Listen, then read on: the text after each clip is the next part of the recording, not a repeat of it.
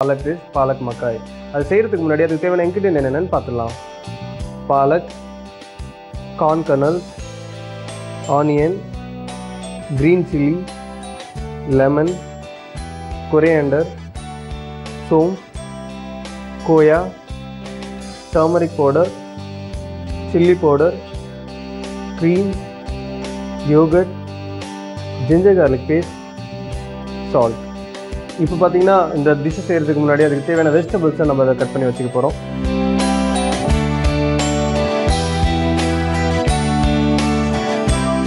So இதுக்கு நம்ம ஆனியனை எடுத்து நல்லா ஸ்லைஸ் பண்ணிக்க போகிறோம்.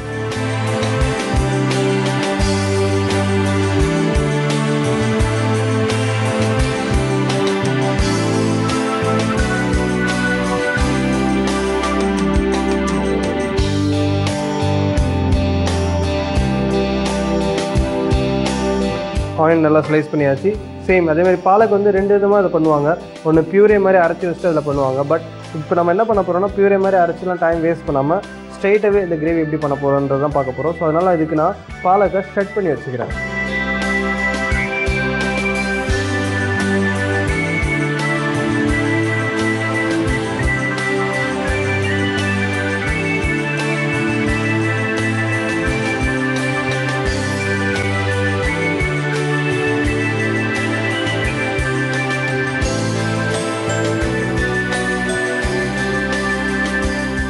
ஸோ நம்ம பாலக்கை கட் பண்ணியாச்சு, ஆனியனையும் கட் பண்ணியாச்சு. ஸோ கொஞ்சமாக அதுக்கு ஒரு ஹாஃப் க்ரீன் சில்லி நம்ம கட் பண்ணி வச்சுக்க போகிறோம்.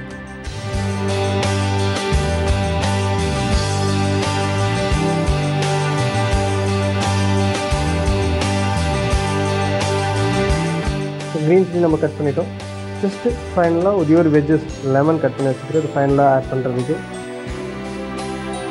அவ்வளோதான். இந்த டிஷ்ஷுக்கு தேவையான வெஜிடபிள்ஸ்லாம் நம்ம கட் பண்ணிட்டோம். நெக்ஸ்ட்டு நம்ம குக்கிங் ப்ரொசீஜரை ஆரம்பிச்சிக்கலாம். ஸோ குக்கிங் பண்ணுறதுக்கு ஃபஸ்ட்டு ஒரு கடாயை வச்சு நம்ம ஆயில் சேர்க்க போகிறோம். அதில்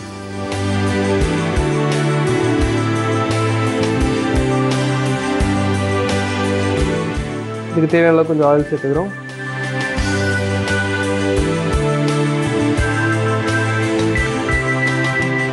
இந்த ஆயில் நல்லா ஹாட் ஆன உடனே இதில் நம்ம ஃபஸ்ட்டு ஸ்லைஸ் பண்ண ஆனியனை இதில் சேர்க்குறோம்.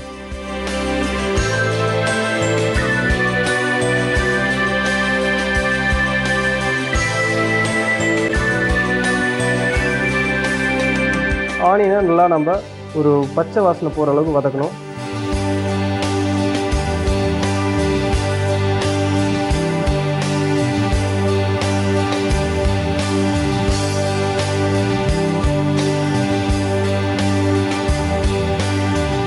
ஆனியன் வதங்க பார்த்து அது கூடவே நம்ம கொஞ்சம் சோம்பு சேர்த்துக்கிறோம்.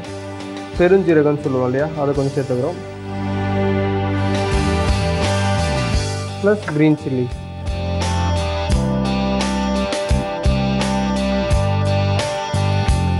இது ஆனியனை வந்து நல்லா நம்ம ஒரு ப்ரௌன் கலர் வர அளவுக்கு நம்ம வதக்க போகிறோம். ஸோ அதுக்கு ஒரு 2 மினிட்ஸ் நம்ம விடாமல் அதை வதக்கிட்டே இருந்தால் தான் ப்ரௌன் கலரில் வரும். ஸோ ஒரு 2 மினிட்ஸ் அதை நல்லா ப்ரௌன் பண்ணதுக்கப்புறம் நெக்ஸ்ட் ப்ராசஸை ஆரம்பிச்சிக்கலாம்.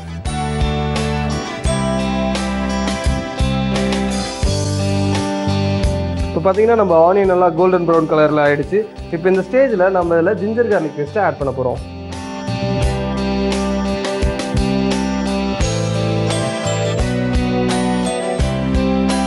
ஜிஞ்சர் கார்லிக் பேஸ்ட் ஆட் பண்ண உடனே கொஞ்சம் அதை அடி பிடிக்காமல் இருக்கிறதுக்காக கொஞ்சம் ஆயில் சேர்க்குறோம். ப்ளஸ் அது ஒரு பச்சை வாசனை போகிற அளவுக்கு நம்ம அதை குக் பண்ண போகிறோம்.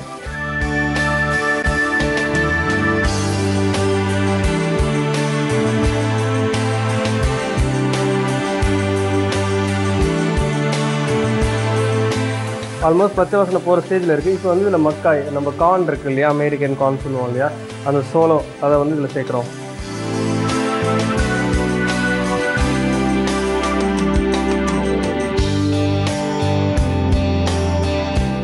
மக்காய் சேர்த்து ஜிஞ்சர் கார்லிக் பேஸ்ட்டோட ரா ஃப்ளேவர் போயிடுச்சு.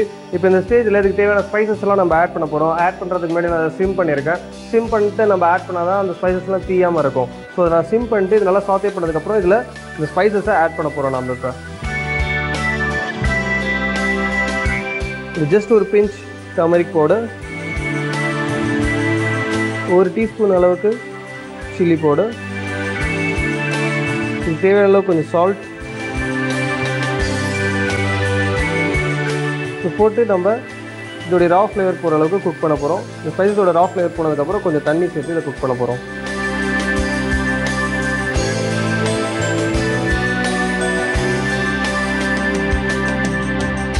இப்போ பார்த்தீங்கன்னா இதோடைய ரா ஃப்ளேவர் போயிடுச்சு. இப்போ நான் இதை குக் பண்ணுறதுக்கு கொஞ்சம் வாட்டர் ஆட் பண்ணுறேன். வாட்டர் ஆட் பண்ணதுக்கப்புறம் நம்ம ஜஸ்ட் ஒரு பாயிலிங் பாயிண்ட் இது வந்ததுக்கப்புறம் மீதி இருக்க இன்க்ரீடியண்ட்டை போட்டு ஃபினிஷ் பண்ண வேண்டியதான் நம்ம கிரேவியை. ஸோ நம்ம ஒரு பாயிலிங் பாயிண்ட் வர வரைக்கும் வெயிட் பண்ணுவோம். இப்போ பார்த்தீங்கன்னா இது நல்லா ஒரு கொதி வந்துச்சு. இப்போ இந்த ஸ்டேஜில் வந்து இதுக்கு மீதி இருக்க இன்க்ரீடியன்ஸை நம்ம ஆட் பண்ண போகிறோம். பார்த்தீங்கன்னா நான் வந்து ஸ்வீட்லெஸ் கோயா நம்ம மார்க்கெட்டில் கிடைக்கும் இல்லையா, அந்த ஸ்வீட்லெஸ் கோயா வச்சுருக்கேன். அதை நான் இதில் ஆட் பண்ண போகிறேன். இந்த khoya is the major taste for this curry. அதனால் வந்து நம்ம கொஞ்சம் நிறைய ஆட் பண்ணுறோம். இந்த கோயாவை நல்லா மசிச்சு விட்டுக்கோங்க.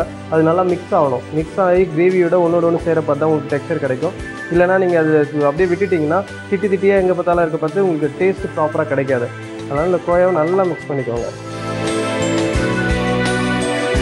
பார்த்தீங்கன்னா ஒரு திக் கன்சிஸ்டன்சிக்கு வந்துட்டுருக்கு. திஸ் இஸ் லைக் ப்ராப்பர் கன்சிஸ்டன்சின்னு சொல்லலாம். இப்போ நம்ம இதுக்கு ஃபைனல் ஸ்டேஜுக்கு வந்துட்டோம். ஸ்விம் பண்ணிவிட்டு இதுக்கு தேவையான அளவுக்கு கொஞ்சம் க்ரீம், யோகர்ட், ஹங்கர்ட் போட்டாலும் நல்லது தான். பட் நான் ஹங்கர்ட் இல்லைனா பரவாயில்ல, நம்ம அதில் யோகர்ட் கூட போடலாம். இது கொஞ்சம் நான் யோகர்ட் சேர்க்குறேன்.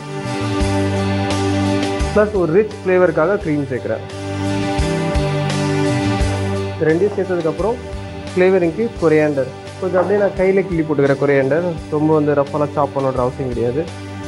ஸோ இந்த கொரியாண்டர் போட்டு முடிச்சதுக்கப்புறம் ஃபைனலாக நம்ம ஒரு பாலக்கை போட்டு ஒரு ஜென்டல் மிக்ஸ். ஸோ இப்போ நான் ரேஞ்சை ஃபுல்லாக ஓப்பன் பண்ணிவிட்டேன்.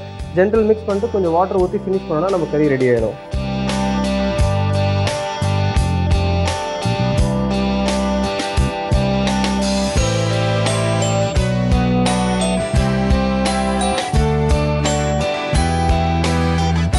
ஸோ நீங்கள் இதேமாரி வந்து இதில் வந்து 2 டெரிவேஷன் என்னென்னு பார்த்தீங்கன்னா, நீங்கள் இது திக்காக வேணும்னு நினச்சிங்கன்னா அதில் தண்ணி ஊற்றாமல் இதே ஸ்டேஜை நல்லா சுண்ட வச்சு ஒரு சப்பாத்தி கூடியோ இது கூடியோ தோசை கூடியோ இது கூடியோ வேணாலும் நீங்கள் வச்சு சாப்பிட்டுக்கலாம். பேசிக் பார்த்தீங்கன்னா மோஸ்ட்லி சப்பாத்தி கூட இது ஒரு குட் காம்பினேஷனாக இருக்கும். அப்படி இல்லை நீங்கள் ரைஸ் கூட சாப்பிட போகிறீங்கன்னா இன்னும் கொஞ்சம் வாட்டர் சேர்த்து அதை லிக்விடாகவும் வாங்கிக்கலாம். இப்போ இந்த stage is perfect for any chapatis or any bread.